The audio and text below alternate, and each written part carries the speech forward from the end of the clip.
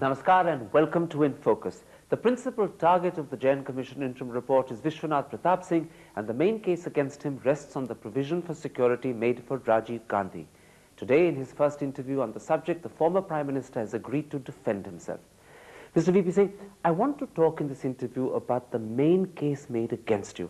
The Jain Commission says that in your handling of Rajiv's security, you were myopic and close-minded, leading on the one hand to negligence, and on the other hand pointing towards animus, malice and prejudice.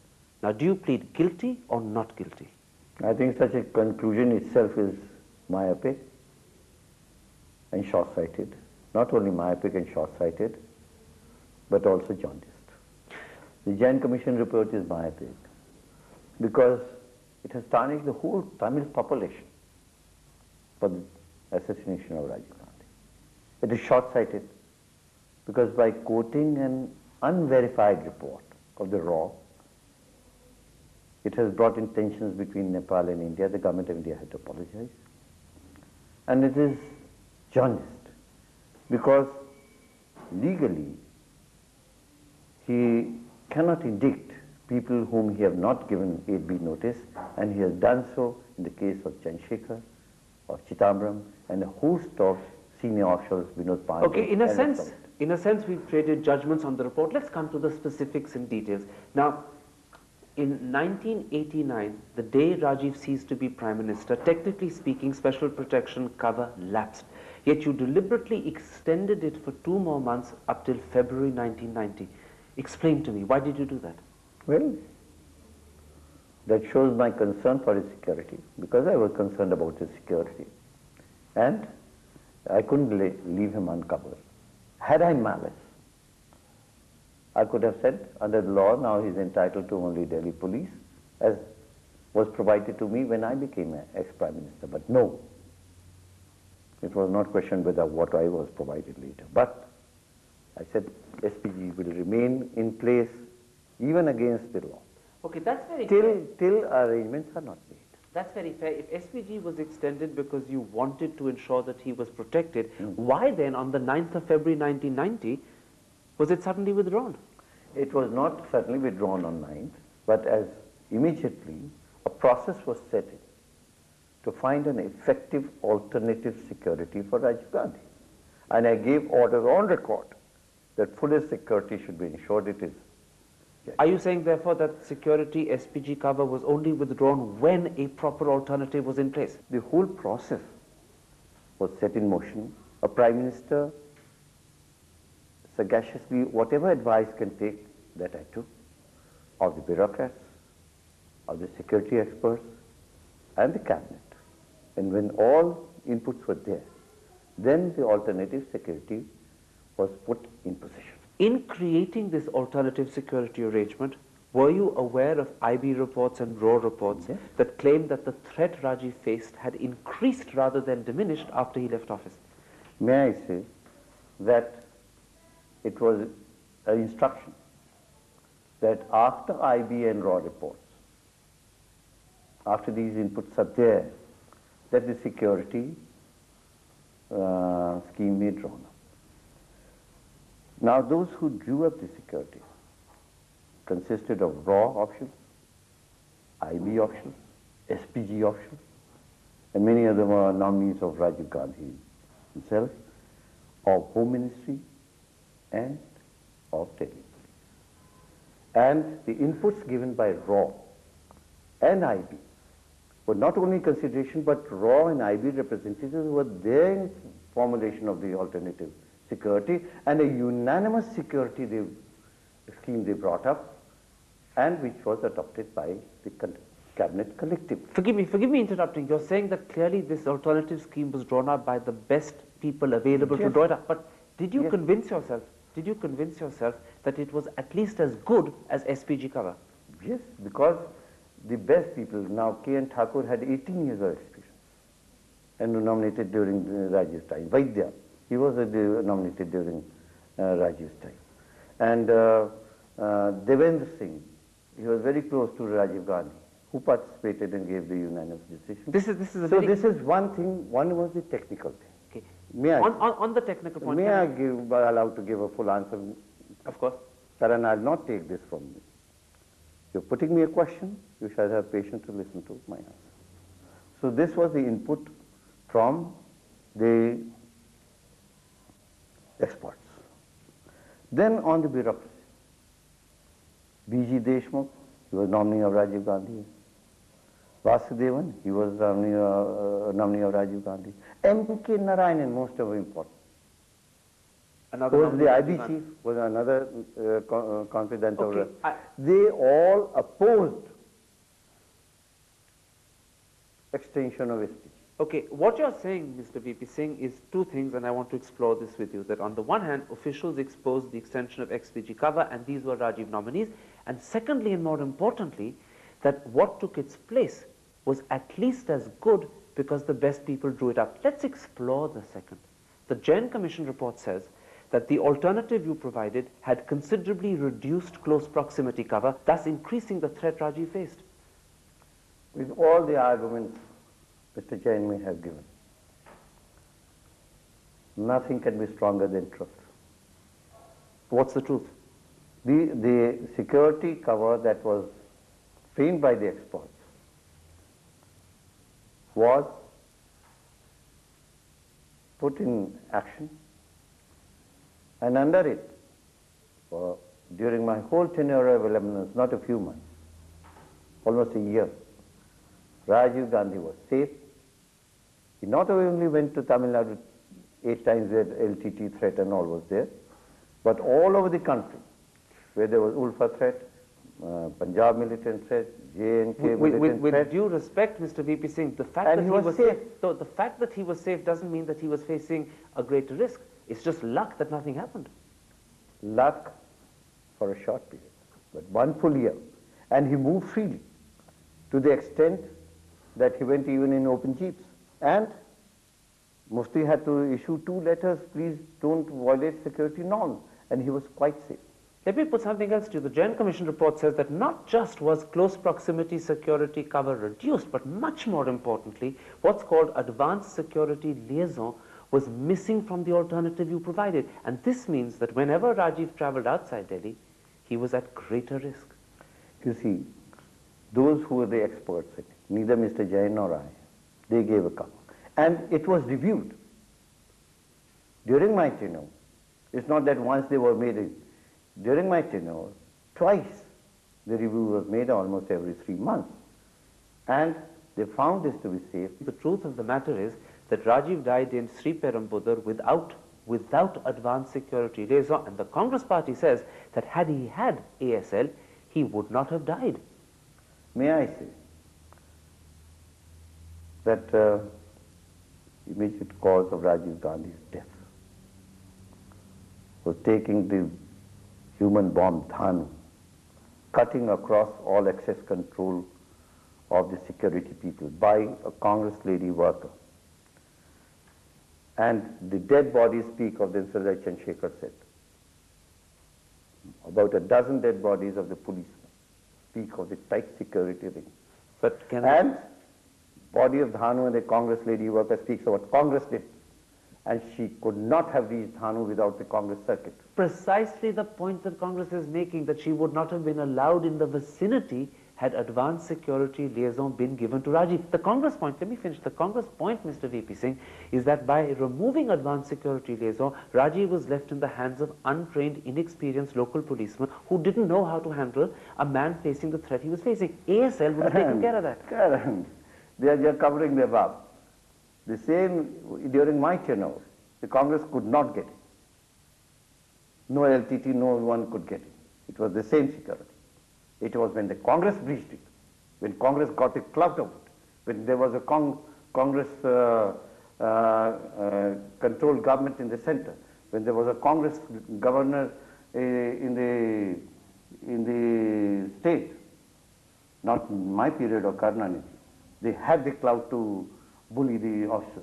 During my period, the Congress did not have clout. They could not take this risk with this. Mr. V P Singh, the essential point the Congress party makes is that from the day you withdrew ASL cover, i.e. from the 9th of February 1990, Rajiv became a sitting duck. It may have taken 13, 14 months more for him to be actually killed, but he was a vulnerable sitting duck attracting terrorists from that day onwards. These are questions. The point is, if all that is true, they say, and they felt that way, may I ask, when they had not a friendly government, a government dependent on it, Chandrasekhar, why did they not got it amended? Let me, for argument's sake, grant that you have a point when you say that nothing was. I have a further point. No, let me make this point, then you carry on with the first point. No, you don't allow me to make my point. I will. Let me, absolutely. You will? I will. Let me concede the point you're making to go on to make another point. You say that Rajiv did nothing to enforce SPG cover for himself when he could have because he controlled the Chandrasekhar government. Fine, true. But this doesn't mean that by removing SPG cover, you didn't put him at risk. No. You increased his risk in February 1990. He may not have done anything to diminish it himself, but you increased it. There is not a single order of mine in withdrawing SPG. The Congress says you had officials who did your dirty work for you. May I show the list? Now you forced me to think where I did not want to go to references, but you forced me. Here is a list of officers who drew up the security. Sri P.K. Nair, Additional Secretary, Ministry of Home Affairs, appointed during Rajiv's time. Sri Arun Kumar, Joint Secretary, Minister of Affairs, appointed during Rajiv's time. Sri V.G. Vaidya, Additional Director, appointed during Rajiv's time. What date is this, sir? What date is this? The meeting took place on 4 January 19. Quite right. You had been Prime Minister for barely a month. Obviously, not even a month. You'd only been Prime Minister for 2 weeks. Obviously, everyone in your office had to be a Rajiv Gandhi appointee. Just 1 minute. Except for Bhurelal, who was not a nominee of Rajiv Gandhi, and A.K. Devanusha, out of 12 who participated in drawing this scheme for Rajiv Gandhi, 11 were nominees of Rajiv Gandhi. How can you say I had political influence? Can I answer that? Can I answer not that? Only the this. Congress has, Mr. V P Singh, that in India, if officials tailor their opinion to suit their political master. You were the new Prime Minister. They knew that you didn't get on with Rajiv Gandhi. They knew that there was a bad relationship between the two of you. So they tailored their opinion to suit what they thought you wanted to hear. Yeah, Mr. K. Thakur, you have to listen to this. And this evidence was given when Congress was in power before Jain Commission. And K. N. Thakur then could have taken the Congress line because... What did K. N. Thakur say? Say he has given evidence before the Jain Commission that there was no pressure brought upon me while framing the alternative security scheme to Sri Rajiv Gandhi. Not one of the officers. In other words, you put no pressure on anyone to give them... Now, Jain Commission inquiry took place, and all this, by and large, when Congress government was there. And the officers who testified, B.G. Deshmukh, S.K. Mishra, Personal Secretary to Chandrasekhar, Vasudevan, Joint Secretary to PMO, V.G. Vaidya, Director IB, K. N. Thakur, Joint Director IB, all nominees of Rajiv Gandhi. Hold on, I'm not going to listen to this. Naresh Chandra, Secretary MHA, T.N. Session, Cabinet Secretary during Rajiv Gandhi, V.C. Pandey. Now, none has alleged pressure or animus. So the Congress is completely wrong when they claim that. So during even Congress regime, if you take that view, then they should have given another evidence. Okay, let me at the same time, when Congress was dominating, if you go by that view, then when Chandrasekhar was there, they should have changed opinion. Okay, but they did not, because the fact is, you cannot get Karan out of the fact that there was a sound policy and that was thought correct by these officials and also Congress, therefore it was not afraid. Let me try and sum up. Don't look up more papers. Let me try and sum up the point. Are you saying, Mr. V P Singh, that the Congress has only brought up this charge about SPG with hindsight, that actually at the time when it was withdrawn or removed, no one complained because everyone believed it was the right and proper thing to do? Is that what you're saying? In fact, as you interrupt me, Karan, I have to interrupt you. That instead of trading charges, let us see that really Congress was convinced that it is a full arrangement. The officers were convinced. They are not in CSI. It's amounting to saying all these officers had animus. They conspired. They had malice. Also Chidambaram, I want to quote Chidambaram. He has testified before the Jain Commission on 23rd December 96. We were fully aware that even in 1988, long before I came to power, Rajiv Gandhi would need security, even if he ceased to be Prime Minister. But it was not thought at that stage that it would be by SPG. Okay, now, even they, in all sincerity, did not think of this.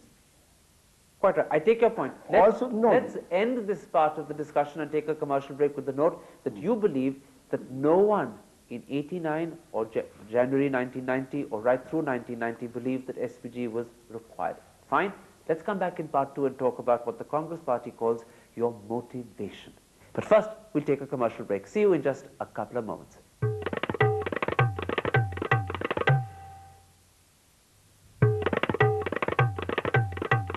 Welcome back to part 2. Mr. VP Singh, let's now talk about what the Congress calls your motivation. They say that a big change took place on the 28th of December, which meant that you changed from being a man who was willing to extend SPG cover to Rajiv and became instead someone who was determined to withdraw it. And they say the change happened because on the 28th, Rajiv stood up and embarrassed your government in Parliament when he revealed over a 2-hour speech how you had mishandled the Rubaiya Saeed negotiations.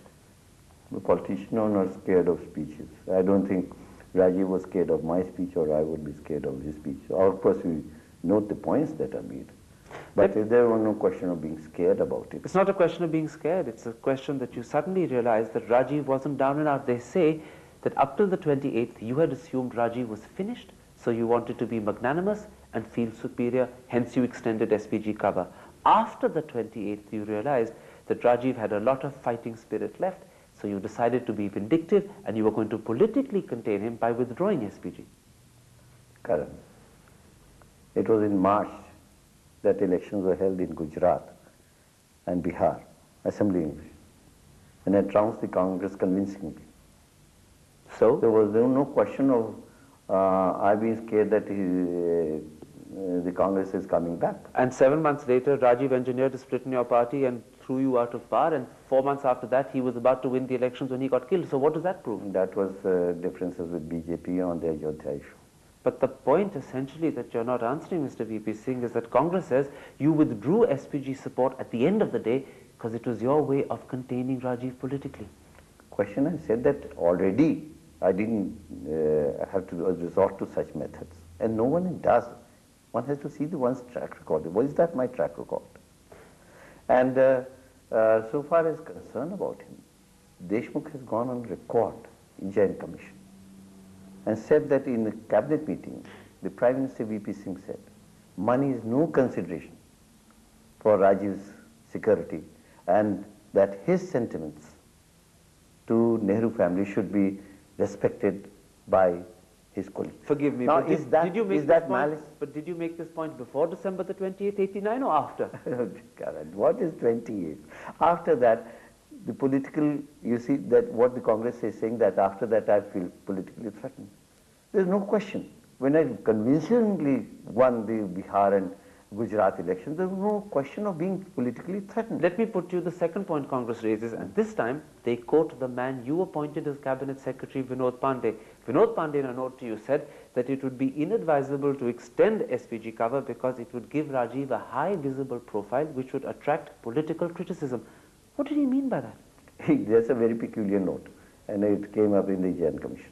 It has no movement, it had not come to the PM's office. And on that note, there has been no order.